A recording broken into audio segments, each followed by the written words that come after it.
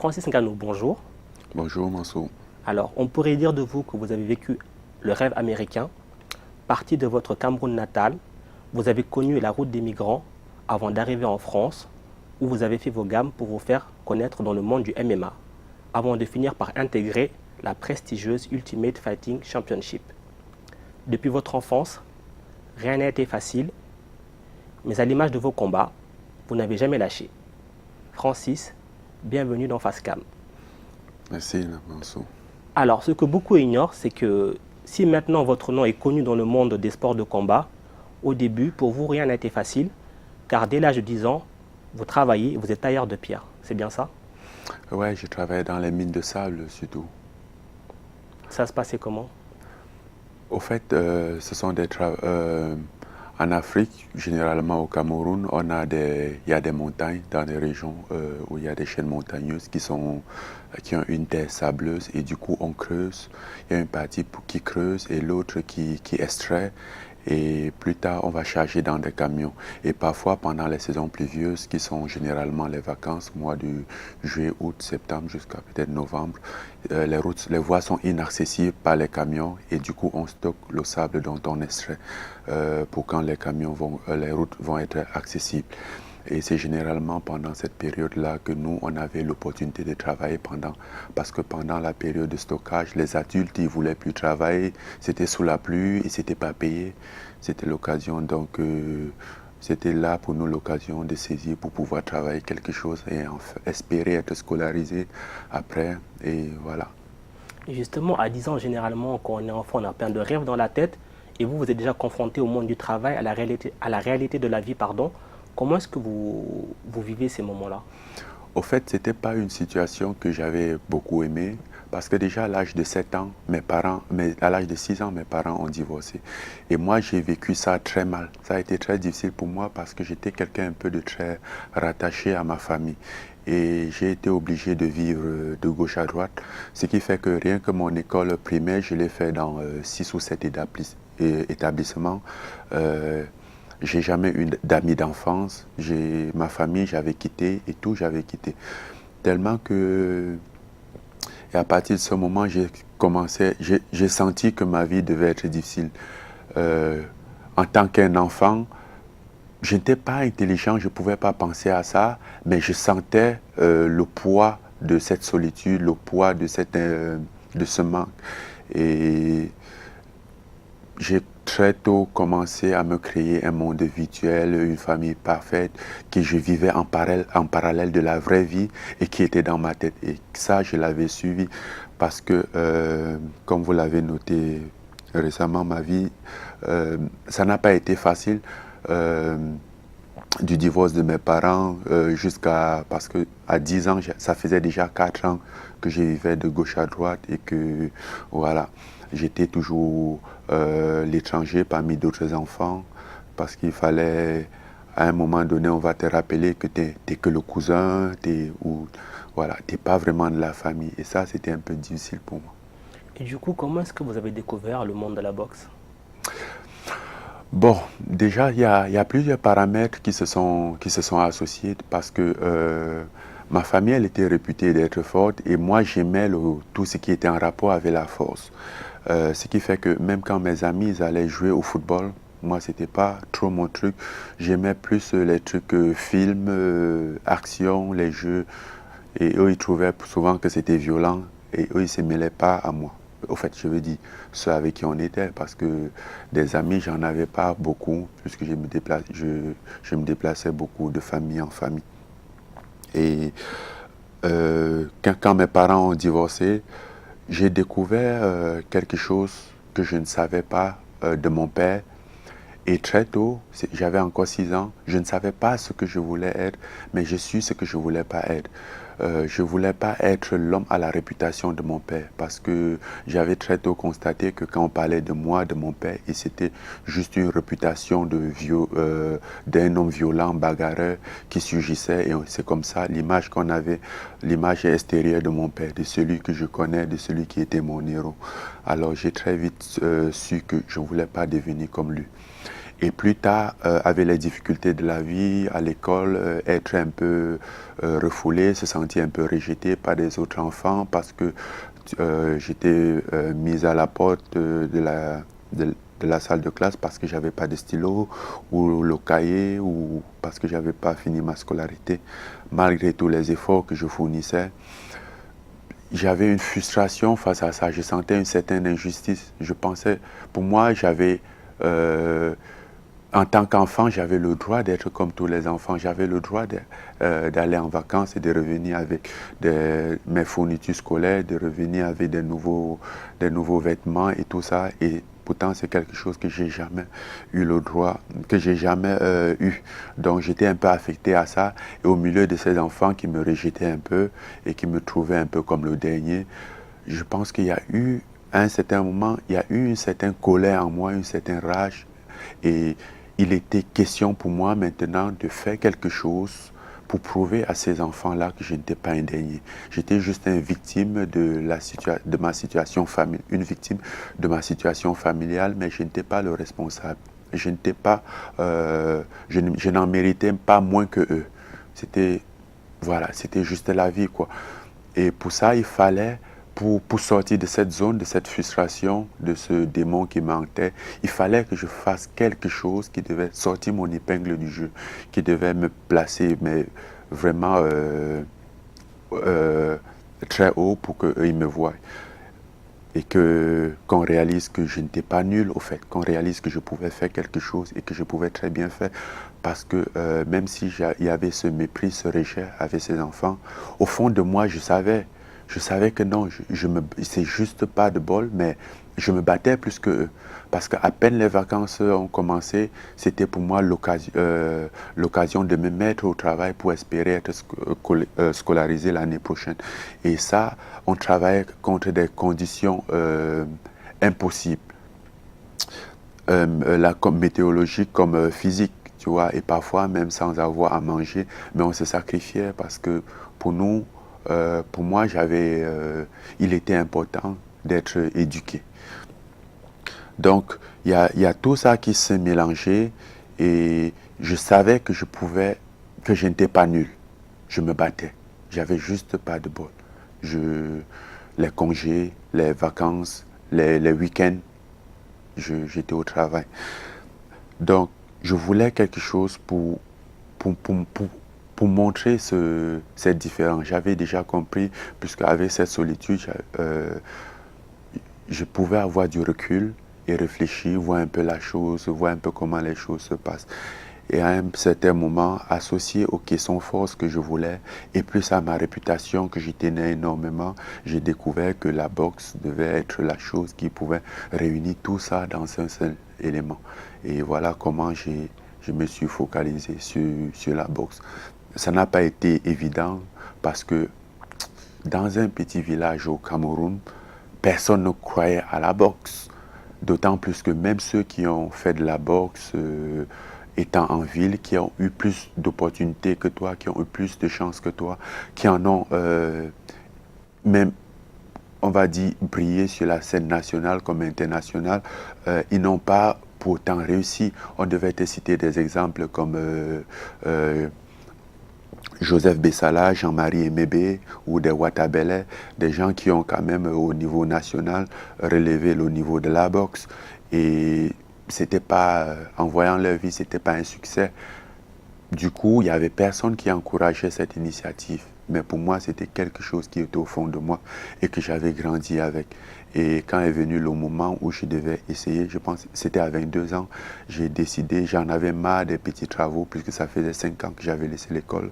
J'en avais marre des petits travaux. Je me disais juste que ma vie ne devait pas se terminer comme ça. Il fallait que je fasse quelque chose. Il fallait que je suive mes rêves, que je suive mon rêve, quitte à ce que j'échoue. Mais au moins que j'éloigne de moi la culpabilité.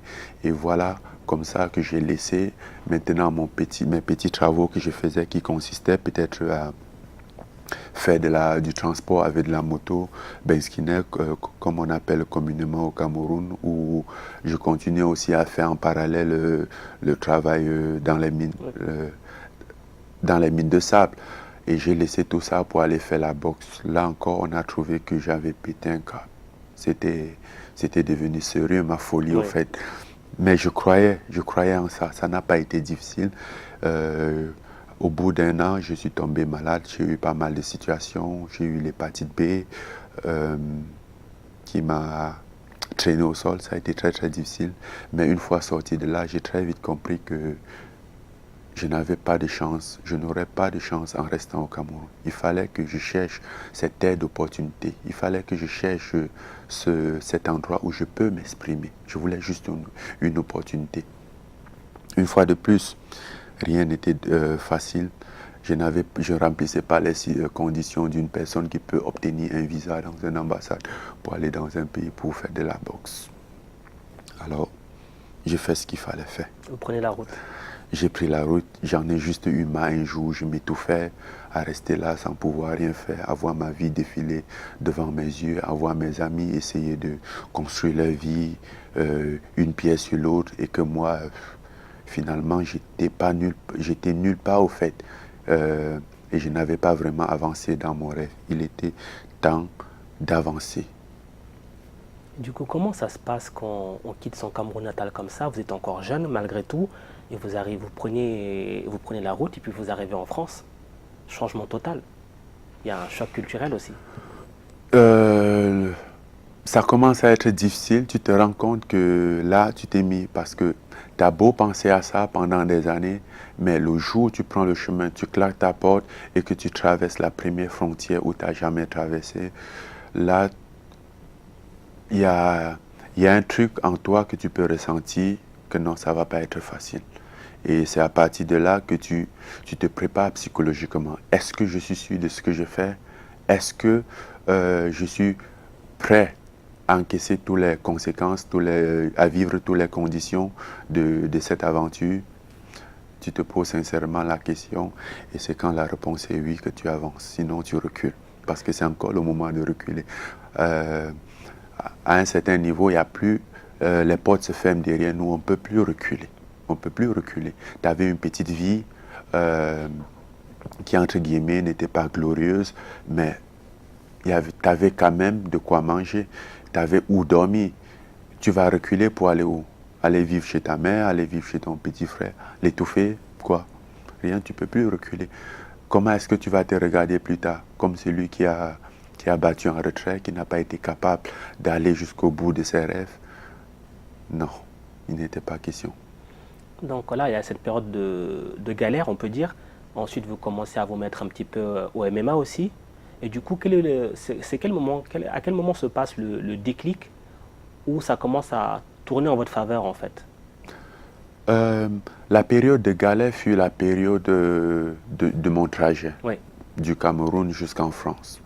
Maintenant, quand j'arrivais en France, je dormais dans la rue, j'avais pas de sous, mais pour moi, ça, c'était pas un problème. Je le sentais, j'étais très content, j'étais très optimiste, parce que pour moi, c'était ce que j'avais toujours cherché, l'opportunité. C'était la terre de l'opportunité. C'était l'occasion pour moi de m'exprimer. Et quand je m'exprimais un peu avec des gens que je rencontrais, souvent ils allaient me dire, ben, là tu lèves un peu la barre très haute, tu sais, quand des gens ils viennent d'Afrique, ils ont l'impression que la France est le paradis, tu vois, c'est difficile quoi, faut temporiser. Et pour moi c'était hors de question parce que je leur répondais toujours, moi je n'espère pas trouver le paradis, qu'il y a un paradis quelque part où les portes sont ouvertes et il suffit juste d'entrer. Non. Mais par contre, je crois sincèrement qu'il est possible sur cette terre de prendre mon opportunité et de créer mon propre paradis. Me battre, le construire de mes propres doigts. Et voilà. J'étais enthousiaste, je croyais, parce que dès que j'arrive ici, c'était un dimanche, je dormais dans la rue. J'ai trouvé un parking pour dormir, pour moi c'était suffisant. Le lendemain, j'ai cherché une salle de sport. Et après, ça va aller vite, même très vite, après quelques combats. En MMA, vous signez à l'UFC donc. Est-ce que pour vous déjà c'est un aboutissement quand vous signez à l'UFC?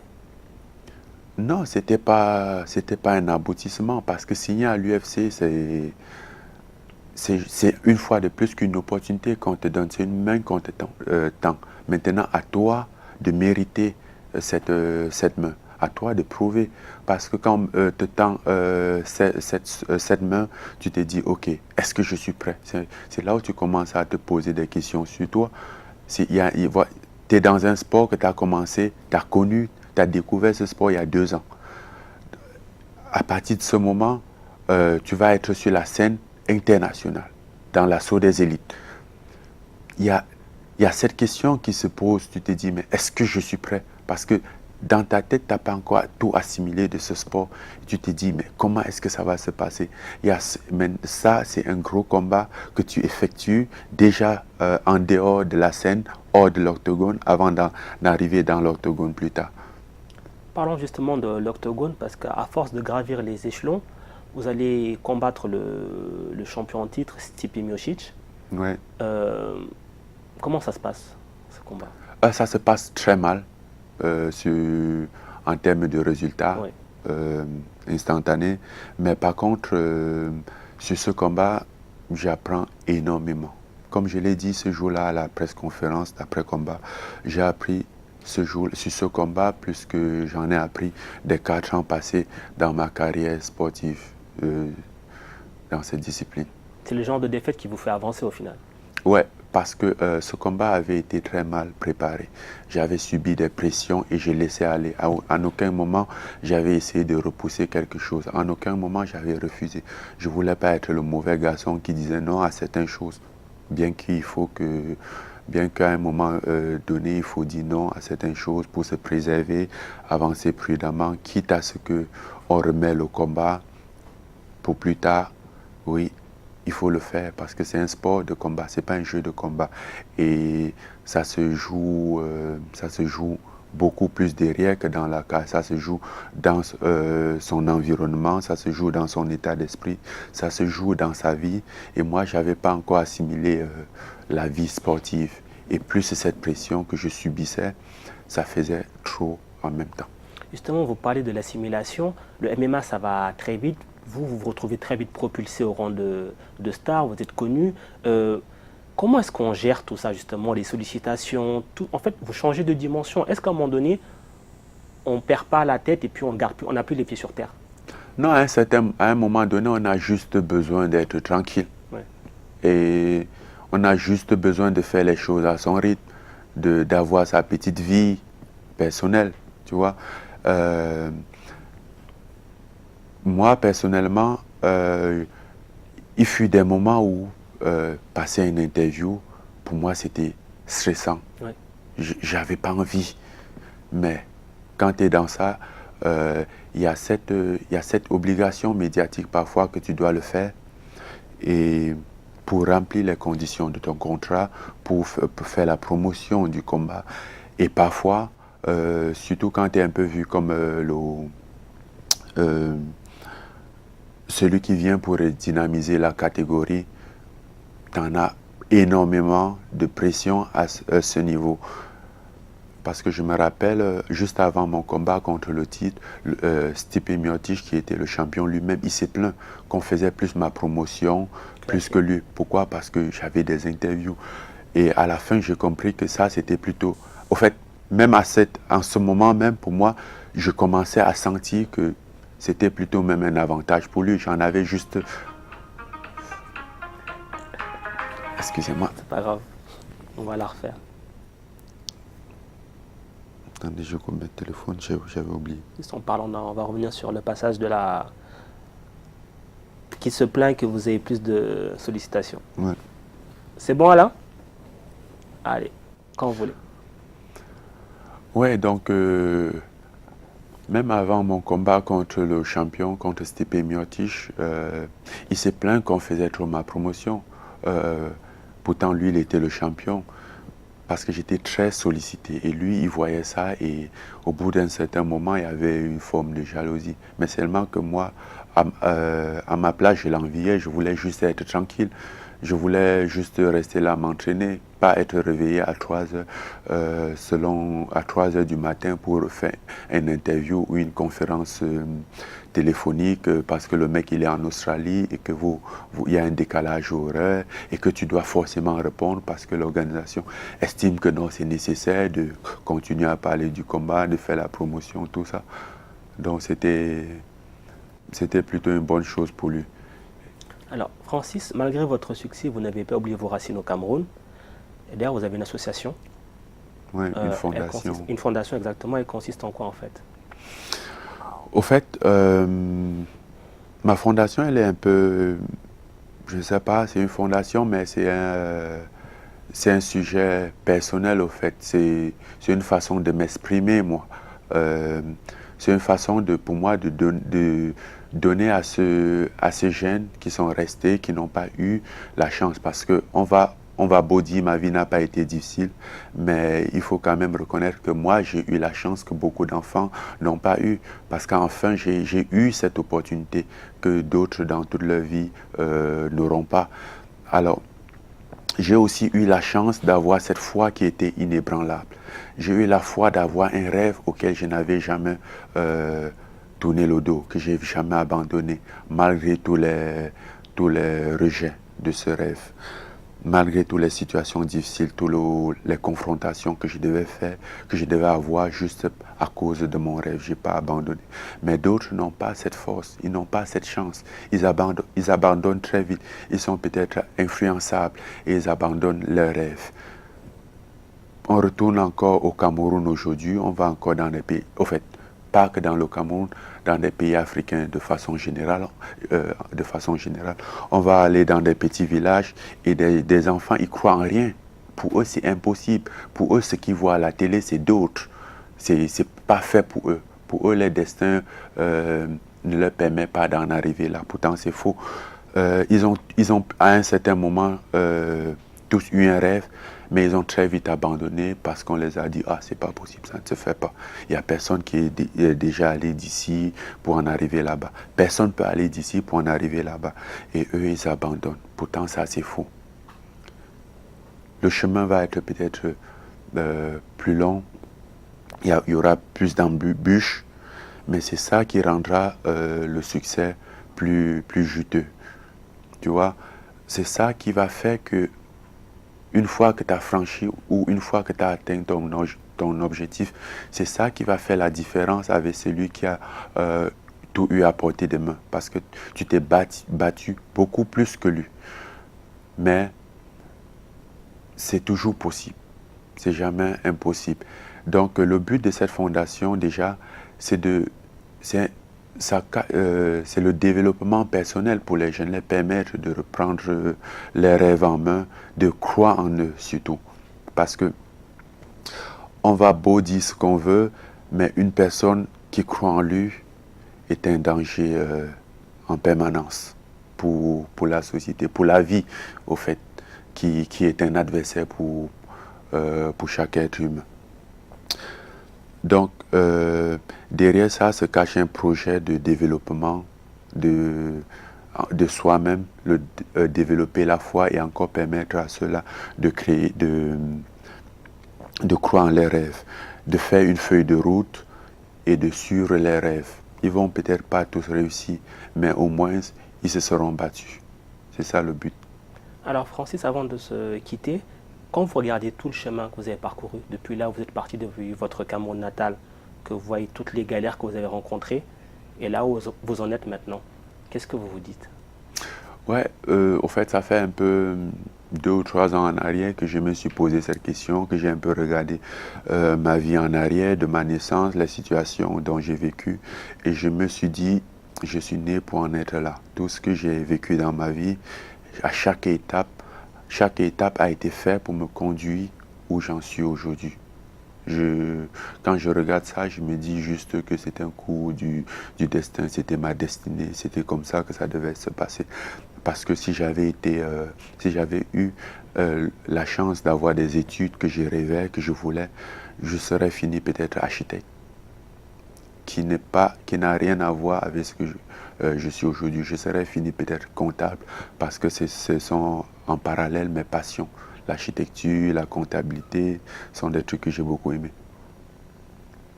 Francis, merci beaucoup pour cet entretien. Merci Mansour.